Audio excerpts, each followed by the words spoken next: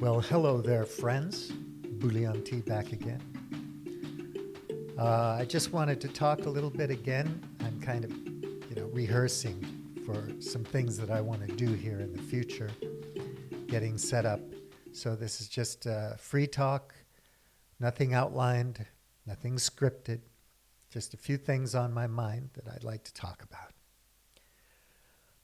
I watched a couple of interesting things recently. There's a documentary series on HBO called Exterminate All The Brutes, which is a fantastic series in the spirit of like Howard Zinn,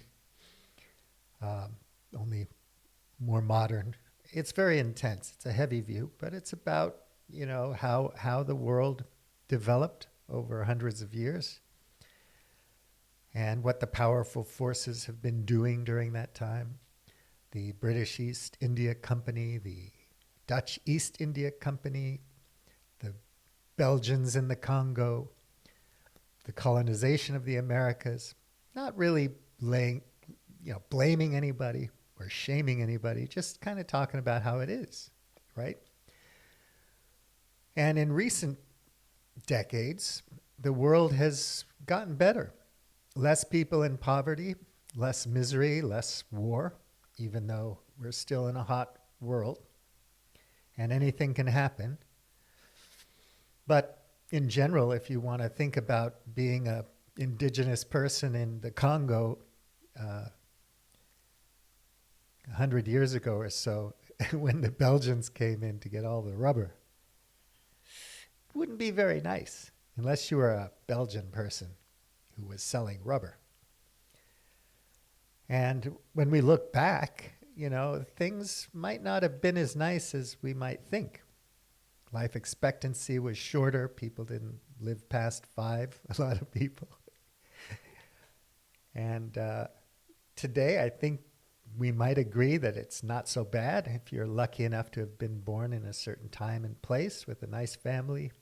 For some people, it's not good, but things aren't that bad. I was in Africa when I was a kid. I've been there a few times. I was first time in China in 1980. And I've been to India several times, lived in Europe, lived in Hong Kong, Japan. And I've seen things change over the decades. And a lot of it's good change. And some of it breaks my heart, because I have a nostalgic feeling about Bali in the late 70s when it was really, really Balinese. And when I go back now, too many hotels, too many tourists, too many Javanese and Sumatrans and other people working there. It just doesn't have the same vibe. Another thing I came across recently is I bought Jamie Wheal's new book in January. It's coming out in April. So I got sent a little gift, a PDF and some other things. And this is called Homegrown Humans Field Guide. And his book is called Recapture the Rapture. So this is Recapture the Rapture Toolkit. I wanted to read something to you on there. Okay. In the past, we would have looked to authority figures to tell us what's happening. But we're seeing a collapse in both benign and divine authority. As meaning 1.0 organized religion and meaning 2.0 modern liberalism have collapsed, the void in the middle is leaving us pushed to the extremes, fundamentalism on one side and nihilism on the other.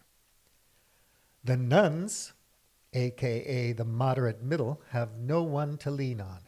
So we're going to have to figure this out for ourselves. I can relate to that because,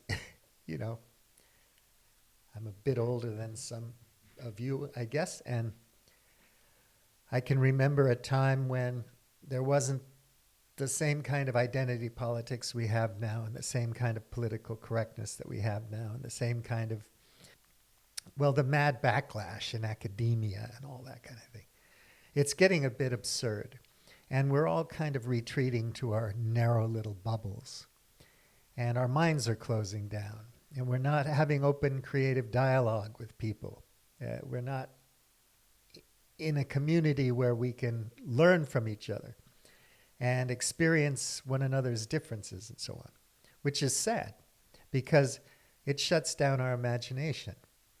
I watched a video with Daniel Kahneman and Yuval Noah Harari. It was an interview with them, and they were talking about AI and some other things. And Yuval said, history is also about the present and about the future. And I agree with him, because if you learn from history, you can be inspired by history, and that can inspire your imagination to dream up the kind of future you might want to have. And if we work together in good faith with people, we can come up with any kind of future we want. It really is a kind of many worlds situation, right? Who knows what's going to happen? Nobody can predict the future. I'm not trying to do that. But there are many worlds in our imagination, and what we do affects how that plays out. So the future is ours right now, if we want to take it and do something imaginative with it. We can't kill our imagination. The other thing I saw recently is this documentary, Exterminate All The Brutes, and that's fantastic. I just want to recommend that again. Jamie Wheal's book is called Recapture The Rapture, and I think you can order it, pre-order it, but it's coming out soon. It should be out soon. And I think it'll be interesting. Stealing Fire was fun. He's a very eloquent, creative, well-versed, well-read, earnest, sincere guy whose heart is in the right place and who has a very sharp intellect and a good soul. He seems like a kind person.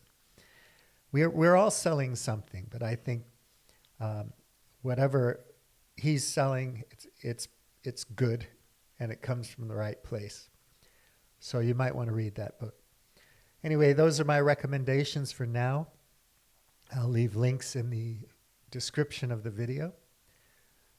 I'd like you to think about clicking like and subscribing, because I'd like to get some subscribers so I can brand this YouTube channel. I'm going to be putting most of my stuff on minds.com, but I also have Facebook and all that kind of stuff, but I don't want to use it in the future. So I'll be on minds.com. My handle there is Boulianti. Cospolon are the channels on YouTube. I also have Globe Hackers, and I have a blog at Globe Hackers, so you can follow that if you want.